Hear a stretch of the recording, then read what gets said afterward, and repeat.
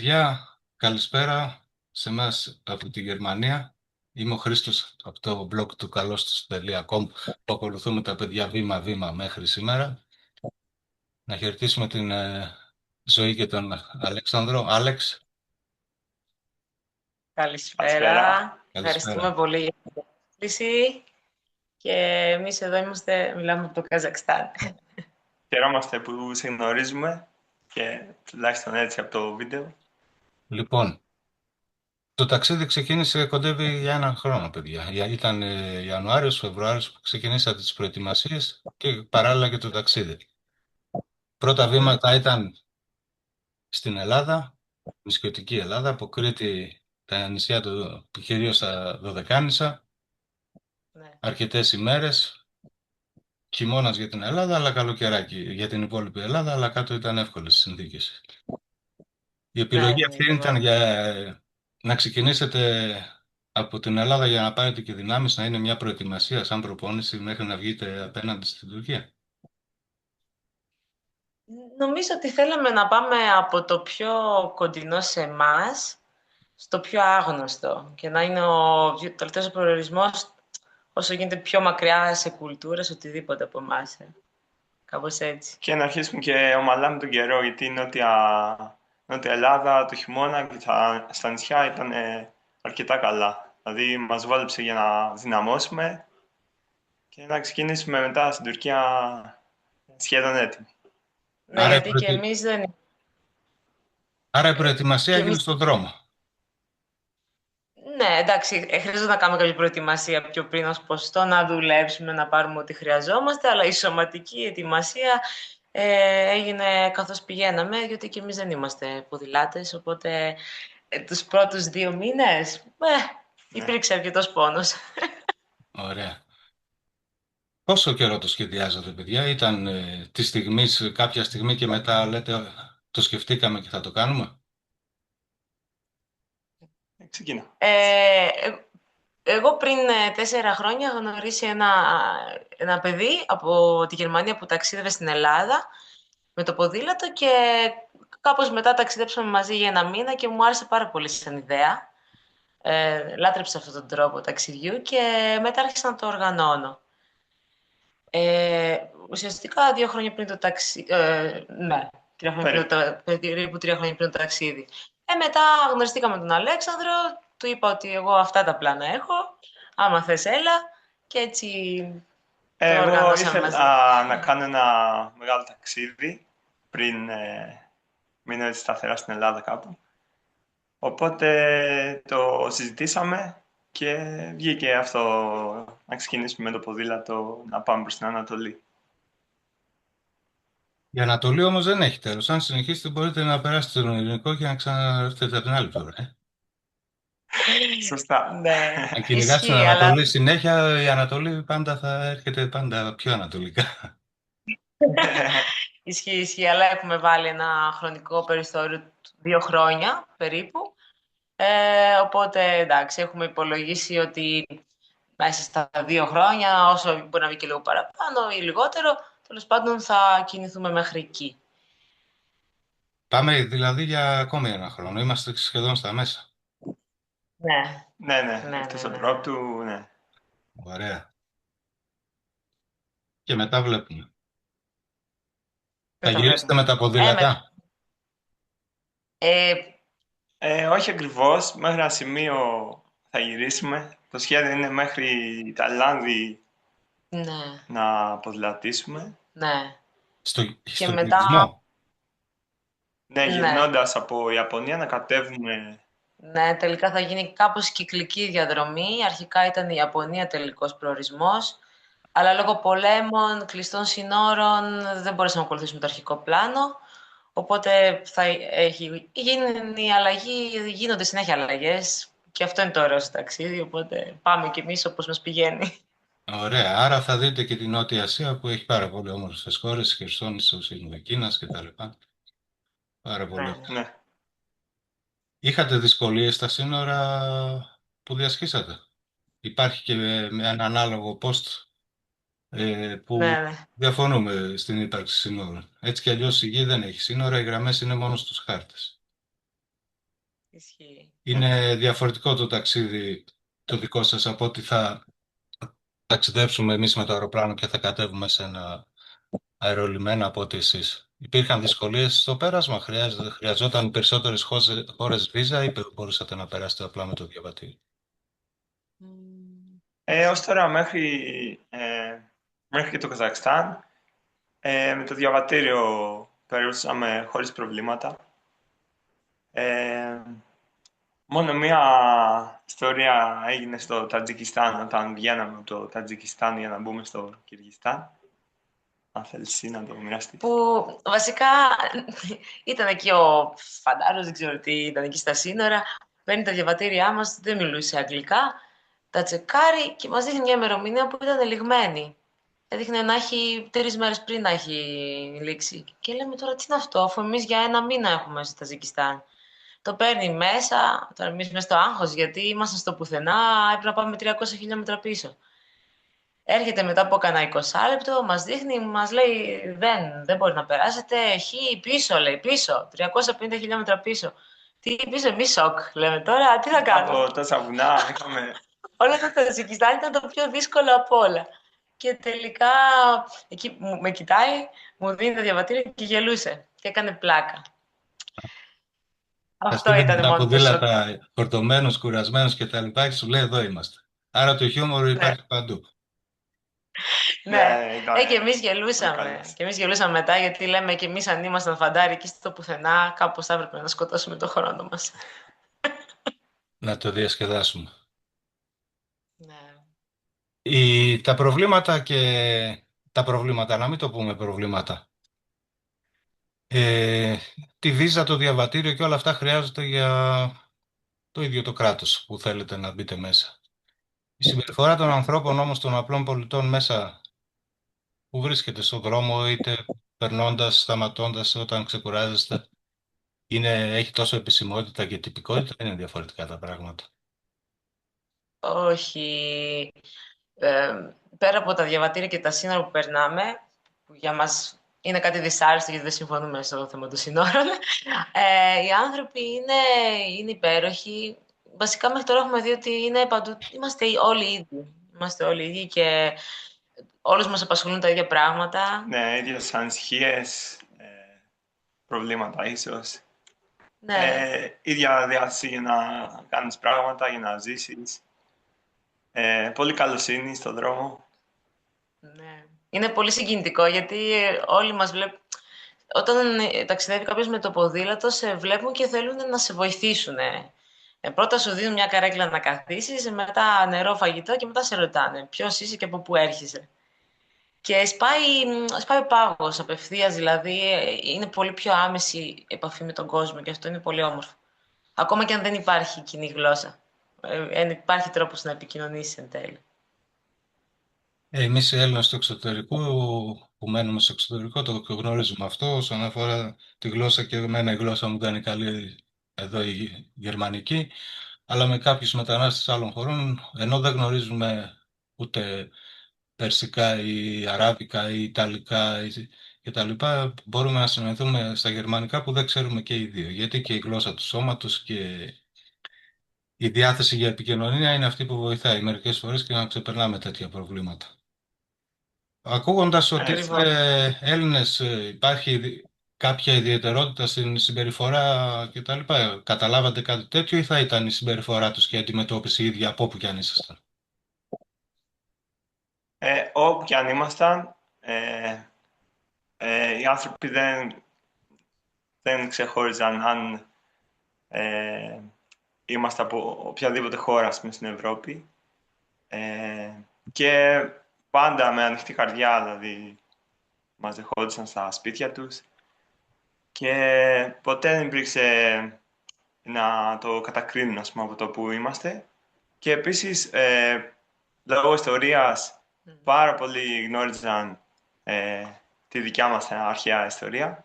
Φιλοσοφία, ιστορία και πολλοί ενθουσιάζονται λόγω αυτού και αρχίζουν και λένε διάφορα σχετικά με την ιστορία μας και ενθουσιάζονται και θέλουν να μάθουν περισσότερα. Εμείς είχαμε μία ανησυχία όσον αφορά την Τουρκία, Αλλά το καταρρίψανε και με το παραπάνω. Μπορούμε να πούμε ότι ήταν η αγαπημένη μας μέχρι τώρα. Είχαμε και πολλά κοινά, γιατί και οι δύο έχουμε οικογένειες που έμεναν στην Τουρκία παλιά και είχε για μας πολύ μεγάλο ενδιαφέρον να μιλήσουμε για αυτό το θέμα μαζί τους και να δούμε την άποψή τους και να δούμε τελικά ότι είμαστε πιο πολλοί αδέρφια από ότι αυτό που θέλουν να προβάλλουν Πιο πολλά είναι τα αυτά που μέσα. μας ενώνουν από ότι μας χωρίζουν δηλαδή. Ναι, Ναι. ναι. Το ίδιο συμβαίνει και εδώ με τις επαφές που έχουμε με πάρα πολλούς Τούρκους που βρίσκονται. Μμ. Χωρίς να υπάρχουν και εξαιρέσεις, έτσι. Καλά, εντάξει. Και- Αυτά. Σίγουρα. Λοιπόν, παιδιά, εδώ τώρα σερφάρω στη σελίδα σας. Η διατροφή ήταν πρόβλημα. Βλέπω, φάγατε ρίζες, μανιτάρια, μαζέψατε φρούτα όταν ήταν η ανάλογη εποχή. Ναι, ναι. Είναι κάτι που σας λείπει από την Ελλάδα ή είστε εντάξει μέχρι τώρα? Γιατί δεν είναι διαφορετικότητα, αλλά πώς να το κάνουμε, ήδη και κάποιες συνήθειες διατροφικές έχουν να κάνουν και με θρησκείες και τα λοιπά. Και οι χώρες που κινηθήκατε κατά κύριο ρόλο ήταν μουσουλμανικές, δεν έχουν ας πούμε χοιρινό ή κάποιες άλλες ιδιαιτερότητες. Σας έλειψε κάτι ή έχετε κάτι που θέλετε με κάποιο τρόπο να σας στείλουμε μια γεύση από Κρήτη? Εννοείται ότι μας έλειψαν. Κάνα μουσακά. Το ελαιόλαδο μέχρι Ναι, την κυρίως. Τουρκία. Ελαιόλαδο ήταν το μεγαλύτερο και είναι το μεγαλύτερο θέμα. Μέχρι και την Τουρκία είχαμε. Μόλις φύγαμε την Τουρκία, δύσκολα τα πράγματα. Ξεχάσαμε το ελαιόλαδο.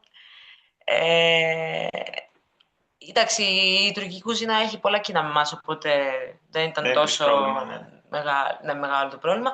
Μετά, λόγω του ότι και εμείς δεν τρώμε κρέας, είχαμε έτσι δυσκολίες, γιατί όλες αυτές οι χώρες τρώνε πολύ κρέας. Εντάξει, αναγκαστήκαμε και εμείς να φάμε, γιατί όταν ποδηλατείς όλη μέρα, ό,τι έχεις θα φας. Και λες και ευχαριστώ και δεν το επεξεργάζεσαι παραπέρα. Είχαμε θέματα στο Ταζικιστάν με το φαγητό, με στομαχικές διαταραχές. Βέβαια δεν ξέρουμε ακριβώς αν ήταν από το φαγητό ή αν ήταν από το νερό, Ναι. γιατί στα βουνά εκεί πίναμε γενικά οπουδήποτε βρίσκαμε Πηγές. νερό. Ναι, Ναι, οι ναι. πηγές ή ζητούσαμε από τον κόσμο, οπότε δεν ξέραμε πάντα από πού προέρχεται και αν είναι τελείως καθαρό, ας πούμε. Αλλά είναι και ένα πρόβλημα που το έχουν όλοι. Όλοι όσοι ταξιδεύουν σε εκείνο το συγκεκριμένο κομμάτι του Παμίρ.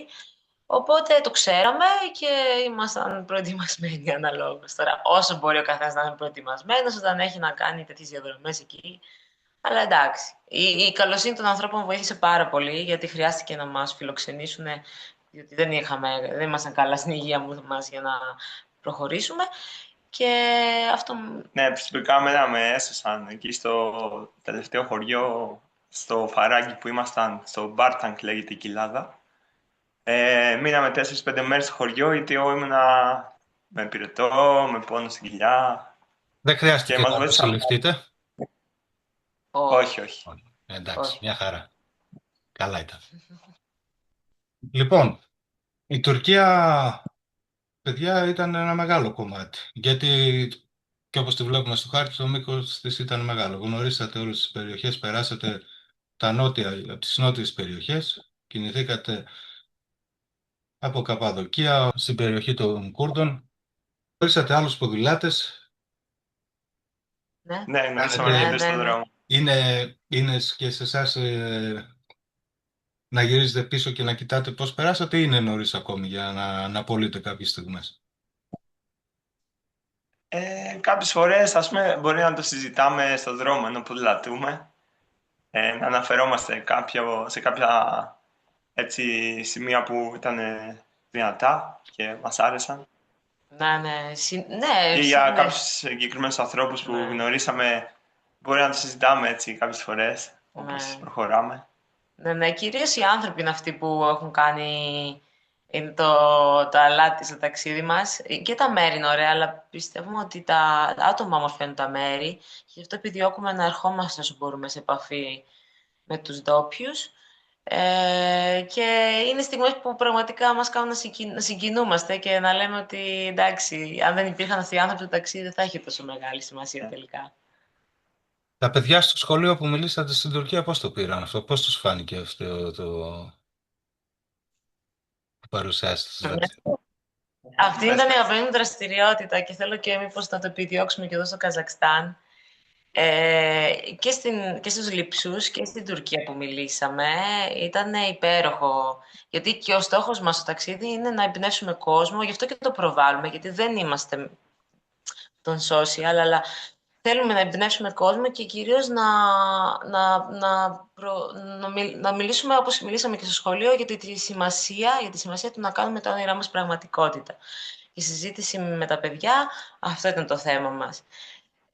Και είχε πολύ ωραία ανταπόκριση, είχαν πολύ ωραίες ερωτήσεις. Ε, Πραγματικά ήταν πολύ ωραίες στιγμές με τα Ναι, παιδιά, υπέροχη ναι. εμπειρία.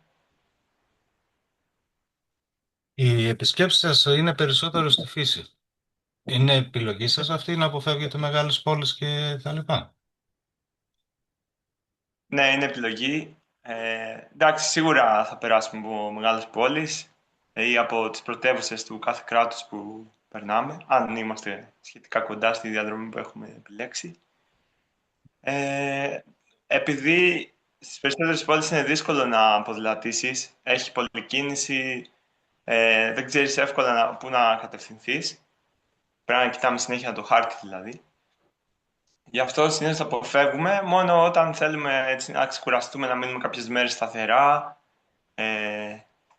ή να κάνουμε κάποια ψώνια που δεν τα βρίσκουμε στο δρόμο στην Ήπεθρο. Ναι, Γι' αυτό θα μπούμε στις πόλεις. ναι, ναι. Αλλά κυρίως επιλέγουμε μικρούς δρόμους με λιγότερη κίνηση, να περνάμε μέσα από χωριά και να γνωρίζουμε έτσι τους άνθρωπους που είναι εκτός πόλεων, που είναι έτσι λίγο πιο αυθεντικό. Ναι, γιατί οι πόλεις είναι λίγο πρόσωπες και εντάξει, δεν μας εκφράζουν τόσο. Χωρίς να σημαίνει ότι δεν θα έχουμε ωραίες εμπειρίες και εκεί, αλλά εγώ προσωπικά στρεσάρομαι πολύ στις πόλεις με το ποδήλατο, οπότε τις αποφεύγω όπως ο διάολος στο λιβάνι. Κινδυνεύσατε κάπου ποδηλατώντας? Είτε από άλλα οχήματα, είτε από δυσκολίες του εδάφους ή του δρόμου που δεν ήταν σε καλή κατάσταση? Εκτός την κούραση που είναι δεδομένη, ότι για να ανέβεις, να κατέβεις και με ένα απλό ποδήλατο. Κυργιστάν δεν μ' άρεσε Νομίζω, πως οδηγούσα. ναι, νομίζω η Γεωργία και το Κυργιστάν ήταν λίγο επικίνδυνα στους δρόμους, με τον τρόπο που οδηγούσαν. Γιατί δεν σέβονταν λίγο τις αποστάσεις. Ναι, ερχόντουσαν πολύ κοντά. Η Γεωργία κιόλας. Εντάξει, επειδή δεν ξέρεις, επειδή πίνουν γενικά αρκετό αλκοόλ και δεν ξέρεις αν είναι νυφάλιοι ή όχι. Έχεις να σκέφτεσαι και αυτό. Οπότε πολλές φορές ερχόντουσαν από το αντίθετο ρεύμα πάνω μας. Ούτε καν από το ίδιο ρεύμα. Δηλαδή δεν ξέρεις από πού να φυλαχτείς. Και στο Κυργιστάν επίσης ερχόντουσαν πάρα πολύ κοντά. Πάρα πολύ κοντά. Ναι. Αλλά εντάξει, κατά τα άλλα μια χαρά. Το ότι γενικότερα και εμείς, ας πούμε, για αυτό το ταξίδι χρειάστηκε να κάνουμε μια προετοιμασία, έτσι, δεν μας ήρθε από το πουθενά. Χρειάστηκε να πάμε να δουλέψουμε, να μαζέψουμε κάποια χρήματα για να το φέρουμε εις πέρας. Οπότε είναι σημαντικό όταν έχουμε ένα στόχο να κάνουμε τα απαραίτητα βήματα για να το εκπληρώσουμε. Και μετά το ένα θα φέρει το άλλο κιόλας. Ναι, μετά έχει ροή όταν ξεκινήσεις. Χρειάστηκε να δουλέψετε, παιδιά, για να συνεχίσετε το ταξίδι? Φυσικά. Ναι, Και πώς, ναι. έξω στη φύση ή... Δουλέψαμε στη Σαντορίνη. Εγώ ήμουνα κα- ξεναγός. κατά τη διάρκεια του ταξιδιού? Κατά τη Άρα, διάρκεια του ταξιδιού. Ναι, κάποιες φορές εγώ βγήκα με τις ζωγραφιές μου στο Α, δρόμο. Στην Τουρκία λίγες φορές και κυρίως στη Γεωργία, στην Τυφλίδα. Και αυτό βοηθάει από εκεί από κατά καιρούς να καλύψουμε κάποια έξοδα διαμονής, φαγητού. ναι, όχι για να μαζέψουμε αρκετά χρήματα, αλλά ίσα ίσα για να τα έξοδα τα καθημερινά να βγάζουμε. ναι. Αυτό. Και να μειώνεις το budget, το κόστος του ταξιδιού, εντάξει, Ναι, αν γίνεται. Και ο Αλέξανδρος έκανε και ζωγκλερικά κάποιες φορές στον ναι, και δρόμο. στην Τουρκία και στη Γεωργία. Ωραία. Έχετε και τα Μπράβο. χαρίσματα που μπορούν να βοηθήσουν. Ναι, Και... είναι καλό αυτό για το δρόμο, έτσι, κάποια τέχνη. Επίσης, προσπαθούμε σε χώρες που πάμε και το επιτρέπω κιόλας, να κάνουμε εθελοντική εργασία, κυρίως σε φάρμες επιλέγουμε, ή μικρές οικογένειες έτσι, που έχουν μια μικρή φάρμα, και για να μάθουμε κάποιες δραστηριότητες που κάνουν εκεί, αλλά και έτσι ανταλλάσσουμε δηλαδή την εργασία μας με διαμονή και φαγητό. Οπότε έτσι κερδίζουμε, ας πούμε, το budget παραμένει και μαθαίνουμε και κάποια πράγματα χωρίς να έχουμε έξοδο. Η επικοινωνία με τους συγγενείς και φίλους στην Ελλάδα είναι συχνή ή σας παρακολουθούν απλά από τα social media? Είναι, δεν γίνεται να δεν μιλήσουμε στις μανάδες μας. Οι μανάδες κυρίως σχεδόν κάθε μέρα. Ναι, Κάθε μέρα, μιλάμε, εντάξει. θέλουν. Ότι αγχώνονται. Ήταν μόνο στο Ταζικιστάν που για 2 εβδομάδες δεν είχαμε με κανέναν επαφή λόγω του ότι δεν υπήρχε σήμα πουθενά. Και εκεί νομίζω ζορίστηκαν πολλά άτομα για αυτό Ναι, το και θέμα. αγχώθηκαν. Όχι μόνο η οικογένεια και φίλοι. Ναι, ναι. Και εμείς δηλαδή, γιατί ξέραμε ότι ανησυχούν. Αλλά εντάξει, προσπαθούμε και εμείς όσο μπορούμε να επικοινωνούμε. Άρα μαθαίνετε τα νέα της Ελλάδος από πρώτο χέρι, από τη μαμά. Ναι. Στο Instagram και στο Facebook όπου προβάλλουμε το ταξίδι. Όποιος θέλει, όποιος μας παρακολουθεί και θέλει, μπορεί να μας υποστηρίξει. Υπάρχουν επιλογές εκεί οικονομικά. Τώρα πρόσφατα το έβαλα και θέλει να πάρει ζωγραφιές, αλλά ακόμα το δουλεύω και εγώ πώς να το κινήσω αυτό. Και ναι, όποιος θέλει μπορεί με αυτόν τον τρόπο. Ή αλλιώς και με τις ωραίες του ευχές. Και αυτές προσευχές. δουλεύουν και προσευχές. Ωραία. Οπότε, παιδιά, μπορούμε να ανανεώσουμε το ραντεβού μας για πιο λεπτομερή όσο το δυνατόν, όχι εκτενή, απλά για να αναφερθούμε για 2-3 πράγματα σε κάθε χώρα μετά την Τουρκία, και δεν είναι και λίγες αυτές. Οι περιοχές Κυριστάν, Καζακστάν, Ουσμπεκιστάν και τα λοιπά, μέχρι στο Καζακστάν που Ναι, φτάσατε και το επόμενο βήμα που θα έρθει τον επόμενο καιρό, που είναι η Κίνα, που είναι τεράστια, έτσι. Ναι, Δηλαδή, ναι. ναι. και Ναι, προβλέπετε όποτε θέλεις. από Κίνα να πάτε μετά, ο επόμενος σταθμός, Κορέα ή κατευθείαν Ιαπωνία. Αυτό τώρα θα το δούμε. Υπάρχει και η Νότια Κορέα, αλλά ίσως φύγουμε από Σαγκάη απευθείας για Ιαπωνία, Ναι. για να προλάβουμε να είμαστε το Μάρτιο εκεί πέρα. Ναι. Θέλουμε να είμαστε όταν θα είναι άνοιξη που ανθίζουν οι κερασιές. Οπότε επιδιώκουμε να είμαστε το Μάρτιο. Ωραία. Παιδιά, ευχαριστούμε πολύ για τη μίνι συνέντευξη αυτή. Και εμείς Καλή ευχαριστούμε. δύναμη και Ευχαριστούμε. Καλά. να μας γεμίζετε όμορφες εικόνες. Ευχαριστούμε. Και εμείς ευχαριστούμε.